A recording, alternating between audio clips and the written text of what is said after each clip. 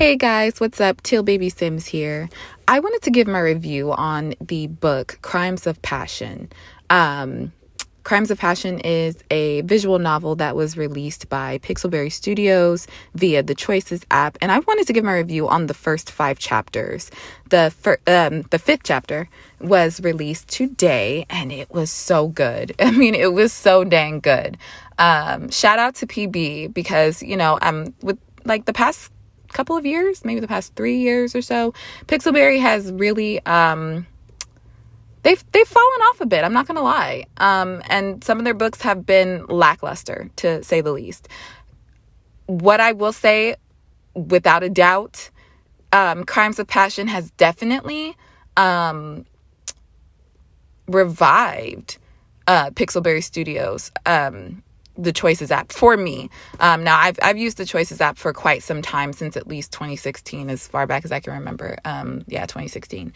But they had some really good books in the beginning. Past couple years, the books have not been so great. Crimes of Passion, it's pretty good.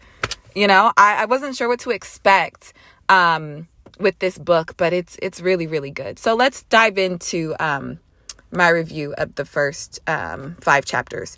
So chapter 1 was really, really good. Let me read you the description of chapter 1. So it's titled Cross Your Heart. A private detective, an exiled royal, a missing woman. Can you crack the case without getting too close to your suspect? So, the gist of the book is, there's an exiled royal, and a woman comes up missing, and somehow he's connected to her, and the main character is the detective in this whole scenario. The first chapter, let me just say that it really did grab my attention. The CG, the visual art in the first chapter was top tier. And let me also say that for as much as I said that Pixelberry has, fallen off with their writing quite a bit, their visual art scenes have really upped their game. It's been top tier within these past couple years. So I will say so that, with how their writing kind of went down and their storytelling kind of fell off a bit, the visual side of it has grown. So, you win some, you lose some. But for Crimes of Passion specifically, the first and second chapter had some visual art scenes that were just... Did the second chapter have visual art scenes? I think it was just the first one. But, I mean, it was top tier. It was great. I also love how the main character and the love interest, Tristan Thorne, how they met. It was unconventional, a little awkward, a little weird. They fought when they first met, so that was kind of weird. But I liked it. I like those unconventional, meet cute moments. So I thought that was adorable. So yes, the first chapter, I'm not going to reveal too much about the first chapter in my review, because I do have my walkthroughs gameplay on my channel. So if you would like to see that, the first 5 chapters walkthrough, I will have that linked in the description box below. But anyway, back to my review. So the first chapter was really, really good. It immediately grabbed your attention. Like I said, the visual art scenes, top tier. The way that the main character and love interest met, it was so adorable, even if it was awkward and, kind of funny, but I thought it was cute. What else about the first chapter? It just really laid the framework for the book, the series. So that was really good. I liked the writing. It didn't seem too nonsensical. With some of the books Pixelberry has released lately, just the way that the characters meet, or the way that they interact with one another initially, just would be weird, awkward, and just unrealistic. And so, while the main character and the love interest meeting in Crimes of Passion was a bit unrealistic. I mean, Tristan had his door open to his penthouse. Or to their penthouse. Sorry, I'm trying to refer to Tristan in a gender neutral way, because obviously, as you know, this book is not gender locked. Tristan can be male or female. So, yeah, their door was unlocked and they were showering, which was just weird, but whatever. I mean, like I said, it was weird. It was awkward, but it was different. So that's what made it interesting. Like I said, they fought, but you could kind of tell that they have this, like, we're total opposite attract type vibe, going on. So I suspect that they'll have a lot of banter throughout the book. And the first 5 chapters do show that they have a lot of back and forth. So that's cute, interesting, funny. So yeah, the first chapter, it was interesting. It laid the groundwork. I really wanted to read the second chapter once I was done with the first one, especially with the way that the first chapter ended. You had that big reveal. And so it was shocking and grisly, but it was a big reveal at the end of the first chapter. So moving on to the second chapter. Now they've found the body. They've identified Sonia. And we get a little bit more backstory with the main character. They kind of show this confrontation with these cops that she's having. They obviously don't like her for, reasons that are unknown, I believe, up until a little bit later in the second chapter or the third chapter. It's revealed in one of those 2 chapters. Anyway, the second chapter was really good. As I said, a lot of banter, a lot of back and forth. And eventually, by the end of the second chapter, Tristan decides to become a partner with the private detective firm that the main character works with. They've got the money to hire a private detective and look into Sonia's death, and so they decide, I want to hire the main character to be the lead detective on this case, and I also want to work with them. And so that's really foundational for their personal relationship and their work relationship. So it shows how they basically become partners throughout the rest of this book and this series. So I like the way that PB laid that out. It was really good. Also, you can tell that there is mistrust on both sides for the main character and the love interest. They don't trust each other, clearly, because Tristan is hiding something regarding what happened back in Dracovia. Hope I'm saying that right. But yeah, obviously something happened with a duchess or a princess or something to that effect, and Tristan basically took the blame. That's pretty much the gist of it. More details will obviously follow regarding that situation, but yeah, they clearly don't trust one another, but they're stuck together, they're working together. So we move on from there. Chapter 3 was also, what I will say about this book so far is that it, even like the filler chapters, the filler parts of it that, have to give you, details about the plot and whatnot. Even those are not tedious or annoying or dragged out or anything like that, as some PB books have been so far. So I like that chapter 3, even though it was kind of a, not really a filler chapter, but, it showed the detective agency, everybody kind of, going out to eat, getting to know one another.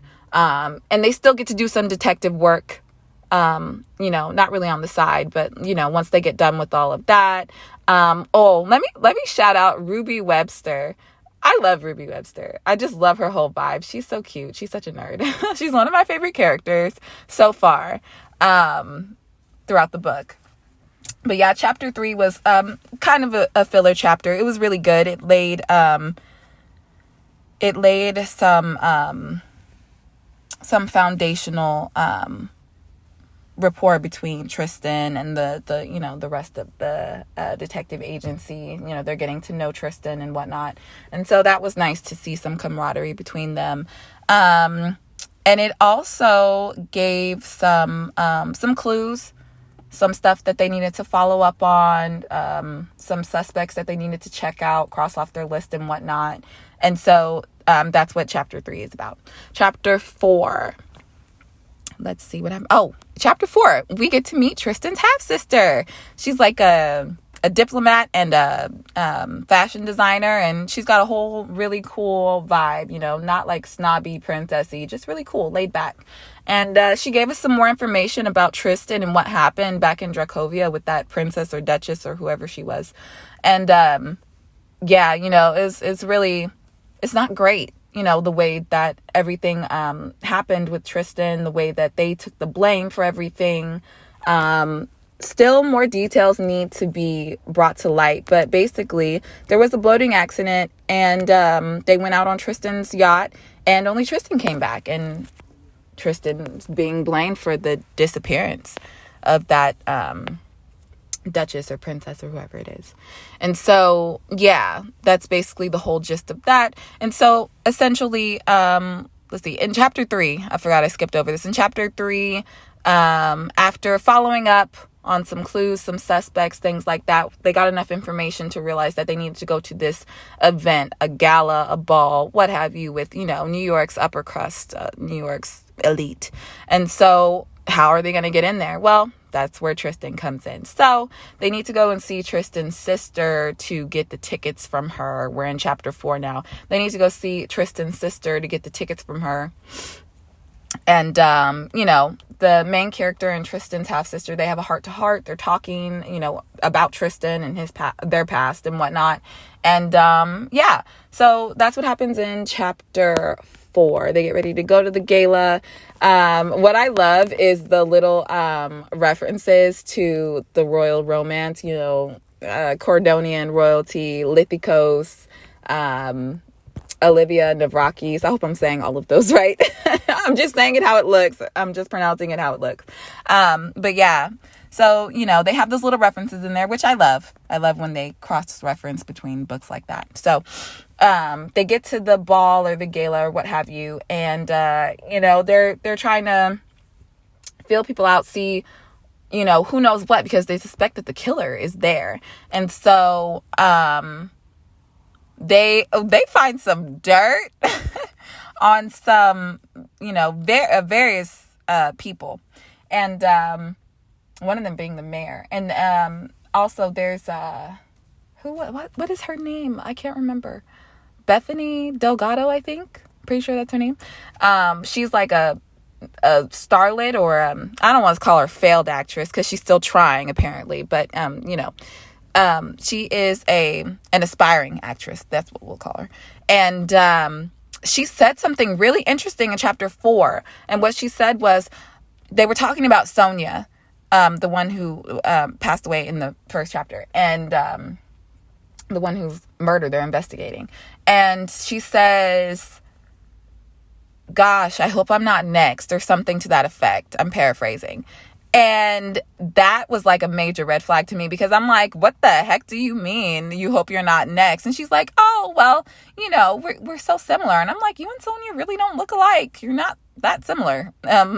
She's an artist. You're a actress. That's not the same thing. What do you mean you're similar? So that was kind of a clue for me to kind of say, you know what? I think she's a part of this cult or whatever it is that Sonia got wrapped up in. She didn't have like any tattoos like how Sonia did of the, the 3 arrows or anything like that. But it was just a suspicious thing to say. You're talking about somebody being murdered and they go randomly out of the blue, oh, hope you're not next. Like, what? Hope I'm not next. What? That's kind of crazy. So that was a red flag for me in chapter 4. At the end of chapter 4, I love how we got to see Olivia in her scarlet glory. I love it. Olivia is one of my favorite characters from the royal romance. In fact, all of them are my favorite characters, but Olivia is like top 3. So anyway, it was really nice to see her at the end of chapter 4. So chapter 5, the chapter that got released today. Woo, child, let me tell you. First of all,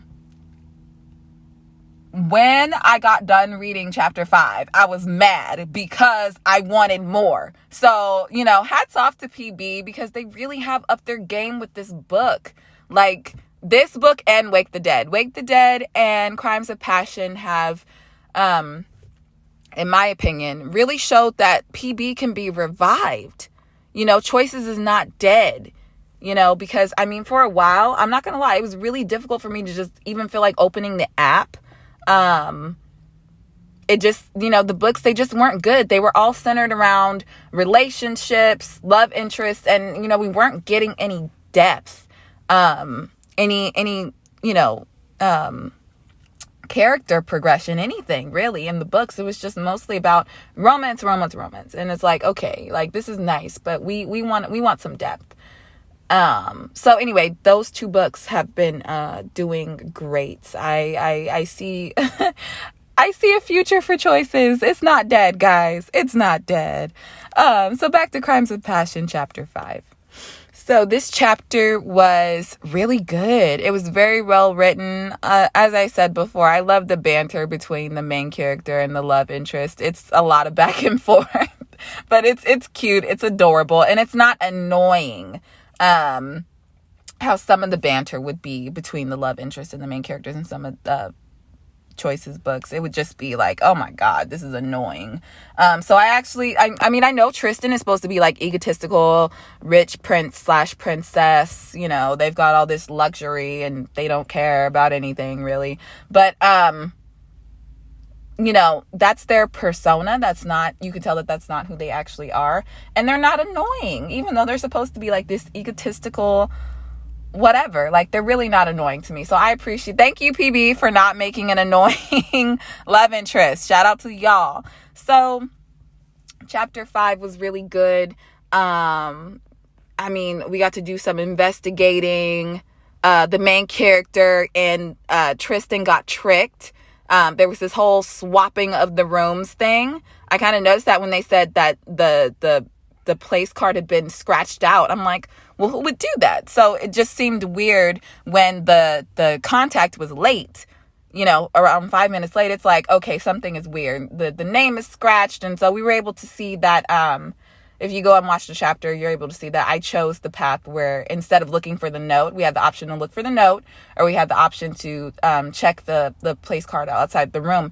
And it confirmed that it was switched and that they were in the wrong room. So by the time they got to the right room, I think it was like the Rockefeller suite or something to that effect.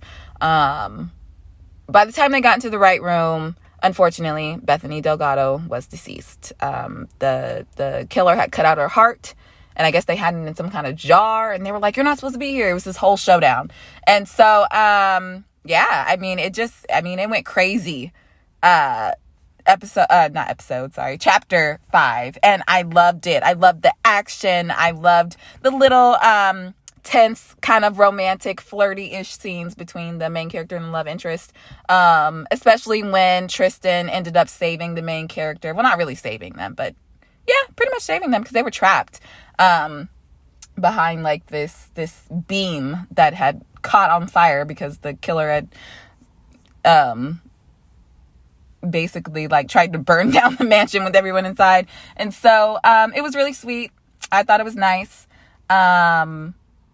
Yeah, the banter, the back and forth, I think it's adorable. The whole vibe of this book, I love it. Like I said, I was mad when chapter 5 ended because I wanted there to be more. So I can't wait until next week when we get to read chapter 6. I'm just super excited about this book. And let me say, it's been a long time since I've been excited about anything that Pixelberry Studios has put out, because aside from Wake the Dead, obviously, it's just been a long time coming for them to finally get their groove back and give us really good books with quality content, quality characters. The plot is good. I mean, this book, you know, we're only on chapter 5, and I give the book already 4 out of 5 stars. And the only reason why it's 4 out of 5, for those of you who are in love with this book, don't come at my head, okay?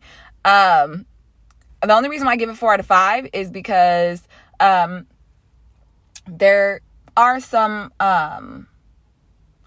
holes in the plot, but nothing to make me stop reading the book. Or maybe it just hasn't been explained yet. You know, maybe it's not a hole in the plot. Maybe it just has not been explained yet. And, you know, I'm waiting for the next chapters. So, yeah, I mean, so far, I love the book. I give it 4 out of 5. I give it 4 out of 5 because, like I said, potential holes in the plot. Maybe we have yet to have that information be revealed in the later chapters. And then also because we haven't finished reading it yet. You know, we're only on chapter 5, but so far it is so dang good. It's so good. So yeah, super excited to see what PB has planned for the rest of this book. Hats off to you guys. You're getting your groove back, and we love to see it. So yeah, that's my review. Sorry if my review was all over the place, you guys. This is like my first YouTube video where like I'm actually speaking and, talking to you guys and whatnot. So yeah, don't be too harsh in the comments, please. But okay, yeah, I just wanted to give my review. And yeah, you guys let me know what you think of this book in the comments.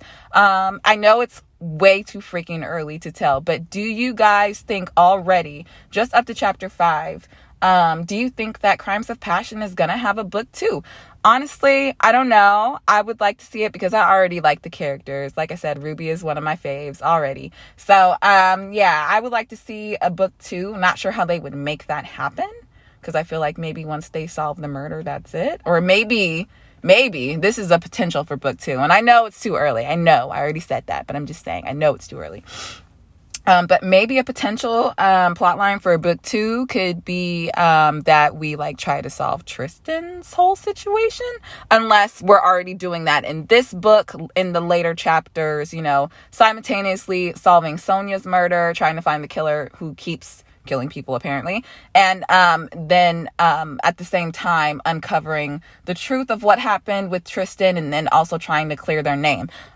That could happen in this book, or they could save the whole clearing Tristan's name for a book 2. Personally, I would love to see a book 2 because, like I said, I'm in love with these characters already, but we shall see. So yeah, you guys let me know what you think, how you feel in the comments. Let me know if you guys agree with me. Is Crimes of Passion a winner? Is PB being revived? Let me know what you guys think.